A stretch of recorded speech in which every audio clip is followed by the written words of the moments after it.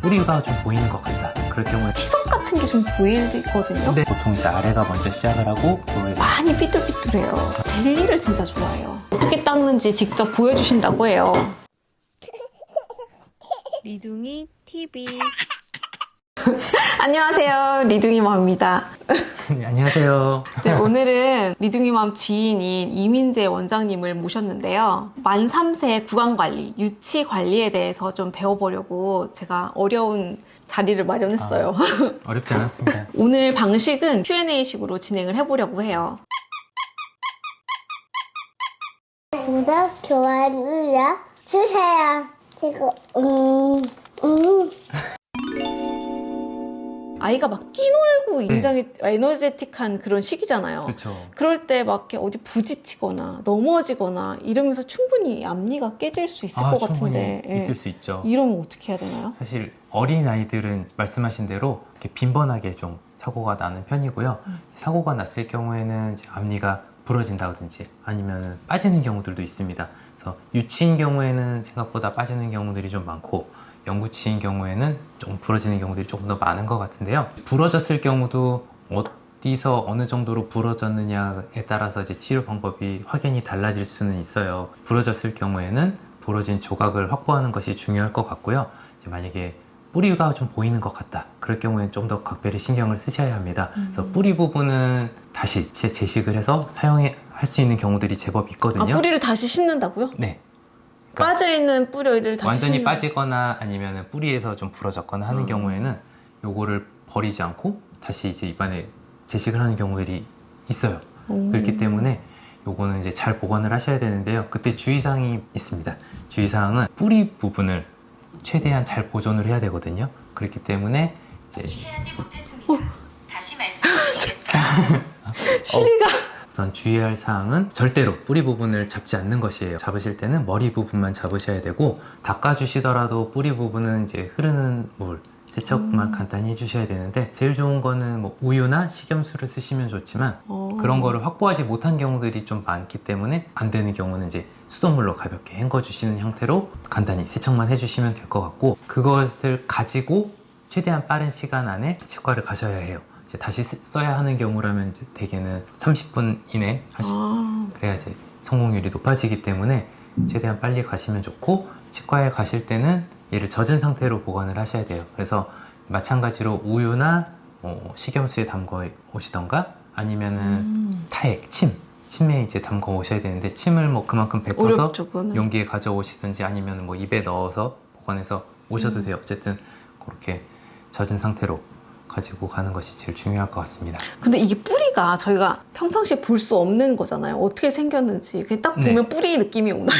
우리가 생각하는 치아 모양에서 네. 뭔가 밑에 뭐가 더 달렸네 하실 수가 있고 그다음 색이 조금 더 어둡다고 해야 될까요? 그래서 뭐 우리가 생각하는 치아가 조금 더 하얗다면 뿌리 부분은 색이 좀 더 진해요. 그럼 이런 이식 같은 거는 일반적인 치과에서 다 해주는 거예요? 아니면 이런 거를 좀 전문적으로 하는 데가 또 있는 거예요? 아니요, 웬만한 데선 다 해줄 수 있을 겁니다. 네.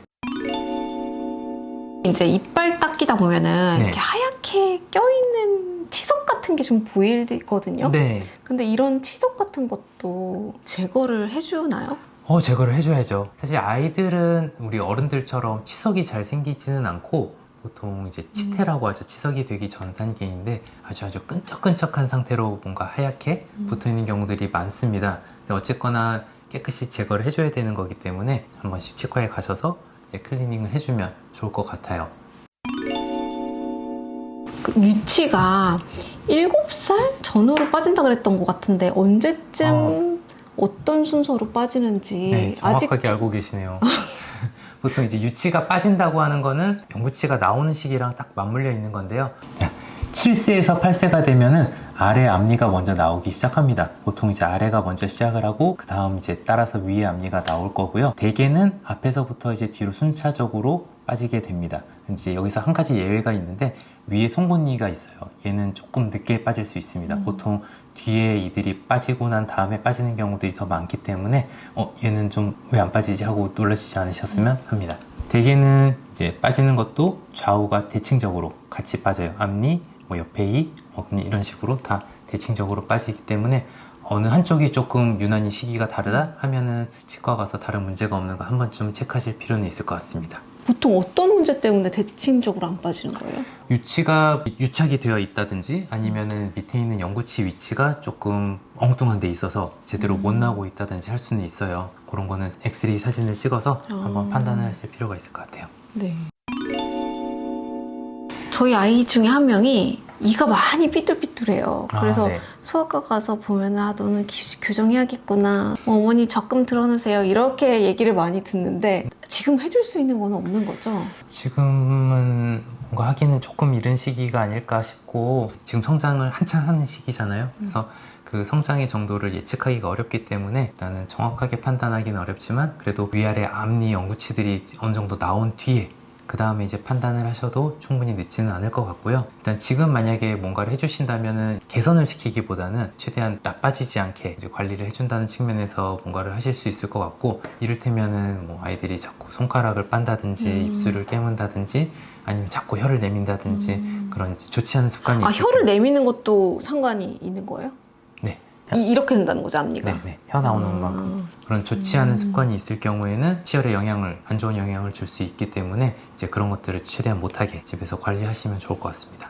많은 어머님들이 좀 착각하시는 부분이 우리 아이 왜 이가 좀 이렇게 벌어져 있는가, 왜 이쁘지 않은가 이렇게 고민하시는 분들이 간혹 계시거든요. 근데 유치 상태에서는 이 사이에 틈이 있는 것이 굉장히 정상적이고 오히려 좋은 것입니다. 틈이 있어야 그 다음 영구치가 나올 때 충분한 공간을 확보를 하고 나올 수가 있어요. 근데 유치 상태에서 만약에 이 사이 틈이 없이 촘촘하다 그러면은 영구치가 나올 때 무조건 좋지 않은 위치로 나올 수밖에 없을 거예요.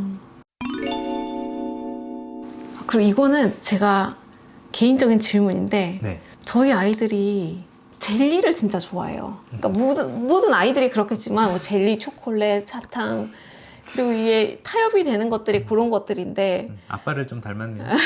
젤리를 항상 쟁여놓고 보상으로 많이 주는데 나중에 알고 보니까 젤리가 제일 안 좋다 그러더라고요. 젤리 같은 경우는 치아 이제 어금니 틈 같은 데 껴서 잘 안 닦이는 경우들이 많잖아요. 그렇기 때문에 이제 치아가 이제 당에 노출되는 시간이 워낙 길어지다 보니 좀 잘 썩을 수 있을 것 같습니다. 그러니까 젤리가 제일 안 좋은 이유가 다른 것들보다 오래 남아있을 수 있는 확률이 높기 때문에 안 좋다고. 더 안 좋을 것 같아요.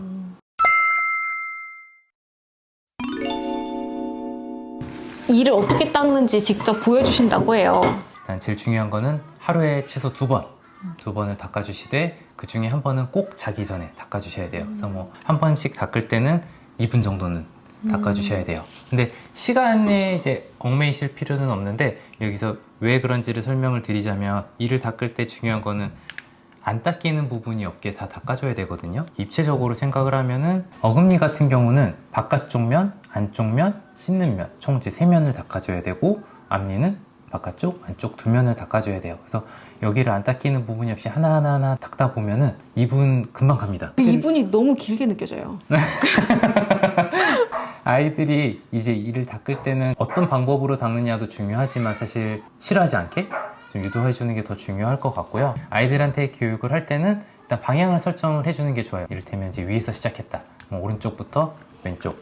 그래서 그 다음에 위를 다 닦았으면 아래는 또 뭐 왼쪽에서 오른쪽이라든지 이런 식으로 이제 방향을 한번 설정해 주는 게 도움이 될 것 같고, 이제 닦아주는 요령은 우선 칫솔은 이제 잇몸과 치아가 닿는 부분부터 시작을 하는 게 좋아요. 그래야 이제 치아에 안 닦이는 부분이 없기 때문에 이렇게 들어가서 45도 각도, 그 다음에 여기서는 이제 뭐 가볍게 이렇게 흔들흔들 하듯이 가볍게 움직여도 되고요. 약간 뭐 돌리듯이 움직여도 상관은 없어요. 그래서 여기를 살살살살 닦아주고 마지막에는 아래쪽으로 이렇게 내려오듯이, 그러면은 치면이 다 닦이거든요. 안쪽에서부터 닦아주고 하나씩 하나씩 앞으로 오는 거죠. 이제 앞니로 왔을 때는 이제 또 하나 문제가 안쪽 면을 닦을 때 이렇게 넣기가 어렵죠. 그래서 수직으로 세워서 앞니 안쪽 면은 이렇게 닦아주면 돼요. 그래서 이거를 뭐 한 군데를 막 숫자 세가면서 몇 초씩 이렇게 문지르실 필요는 없고 그냥 몇 번만 해줘도 충분히 잘 닦입니다. 이런 식으로 바깥쪽 면, 안쪽 면, 뭐 씹는 면까지 다 닦아주다 보면은 2분 이상이 금방 가게 될 거예요. 이 방법이 사실은 어른들도 잘 못하는 경우들이 맞아요. 많거든요. 아무리 알려드려도 어른들도 잘 못하시는 경우가 많은데 아이들은 오죽 힘들겠습니까? 그래서 만약에 못하는 경우에는 뭐 그냥 가볍게 원형을 그리는 방식으로 이렇게 닦는다든지 뭐 그것조차 안 된다면은 뭐 옆으로라도 어쨌든 닦는다는 게 더 중요할 것 같으니까요. 얘는 이따 까보자. 이렇게 45도로 들어가서 어때? 아프진 않지? 엄청 잘하네? 너 사실 이 닦는 걸 좋아하는구나. 다 했다. 최고. 잘했어. 아이들이 치과를 가는 거를 굉장히 싫어할 수밖에 없긴 한데요. 그렇다고 하더라도 포기하지 마시고 1년에 2번씩 6개월 간격으로는 꾸준히 치과를 방문하셔서 아이 치아 상태도 점검하시고 또 잘 닦이지 않는 부분이나 치료할 부분이 있으면 조기에 관리하시면 좋을 것 같습니다. 네. 오늘 이민재 원장님 바쁘신데 시간 내주셔가지고 굉장히 많은 부분을 알려주셔서 오늘 굉장히 유익한 시간이었던 것 같아요. 아닙니다. 불러주셔서 감사합니다. 궁금하신 점 있으시면 댓글로 남겨주시고 저는 또 다음에 유익한 영상 준비해서 올게요. 카메라 보는 게 진짜 어색하네요, 저는. 다 편집하면 돼요. 그러면 엄청 말 잘하는 것처럼 나와요. 아, 네. 네, 나도 엄청 버벅대지만 다 편집의 힘이에요. 그거 다 자르면 돼요, 그냥. 컷 편집하면은 네.